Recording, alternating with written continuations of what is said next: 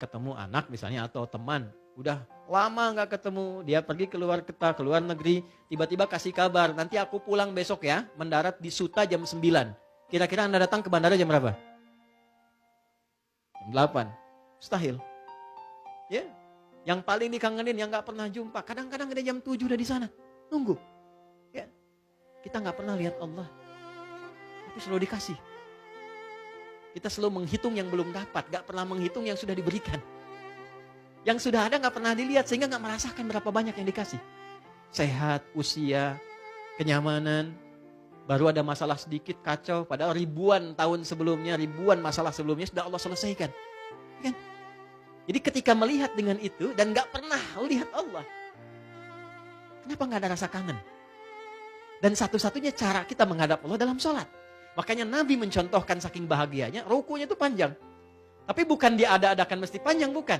Ya, poinnya adalah sampai kamu tenang ruku. Ternyata di pertemuan lalu kita bicara, ruku itu tempat curhat kita. Tempat kita menengadah ke Allah sebelum sujud.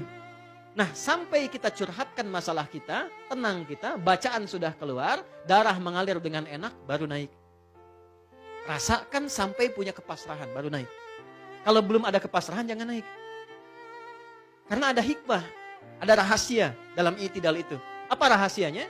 Ketika Anda rukunya benar, ada bacaan yang dibimbing oleh Nabi untuk meminta apapun kepada Allah dalam berdirinya.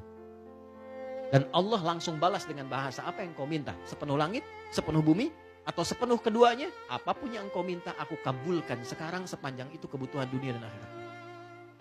Makanya rumusnya dalam sholat, sepanjang Anda tunduk, Allah pasti angkat. Tapi kalau Anda selalu mengangkat diri, Allah pasti rendahkan Anda. Ya, kalau kita merendah, Allah tinggikan. Kalau kita meninggi, Allah rendahkan.